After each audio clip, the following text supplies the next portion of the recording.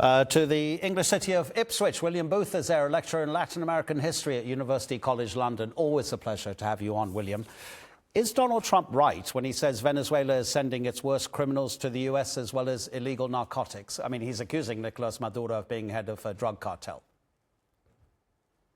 And it's very hard to know in terms of migration, but the drugs narrative is essentially nonsense, and it's been exposed as such by anyone with expertise in drug trafficking in the region. The attempt to label Venezuelan fentanyl as being the cause for this is entirely erroneous, because fentanyl doesn't come from Venezuela to the United States. A small amount of drugs does come from Venezuela, or rather through Venezuela, but it doesn't tend to end up in the US. It goes to the Caribbean and then on to Europe and elsewhere from there. So no, essentially this is not really about drugs and drug trafficking, but that's part of a wider build-up of obviously enormous military power in the Caribbean, which is not really the way to deal with the drugs trafficking in the first place. So what's the reason for that military buildup? Military analysts say they haven't seen anything like this in decades. In our lifetimes, William, maybe I'm missing some, the invasion of Panama to get rid of Manuel Noriega, Reagan invading Grenada to get rid of Morris Bishop, the Americans supporting the Contras against the FMLN in Nicaragua. I mean, Washington has a huge history over hundreds of years. Well, 200 years at least, of meddling in Central and Latin America. What's the reason for that military buildup? Well, you mentioned some of the other cases, and in those cases, it's been as a precursor to a coup or a military invasion. Clearly, Trump wants regime change in Venezuela, and I think he probably expected he'd have achieved that by now with these various different pressures that he's been putting on the government.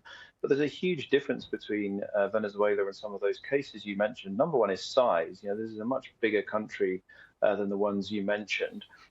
They don't have a load of boots on the ground in the canal zone as they had in Panama. Grenada was a fairly small island to invade. If this turned into a land war, this would be calamitous, not only for Venezuela, but for the entire region, for its neighbors, and also for the United States, which would be dragged into yet another unwinnable conflict. Well, we know that thousands upon thousands of Venezuelans have left their own country during Nicolas Maduro's presidency. Is there a feeling in Washington that actually this kind of pressure might lead to some sort of internal revolt and therefore the removal of a leftist president that Donald Trump clearly doesn't like?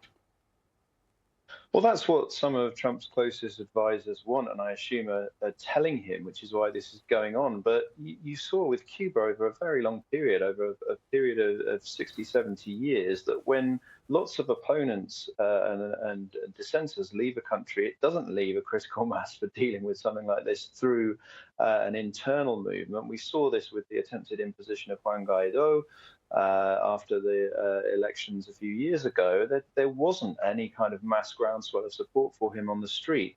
Now, Maria Corina Machado, who recently won the Nobel Peace Prize, is refashioning herself as the popular voice in Venezuela.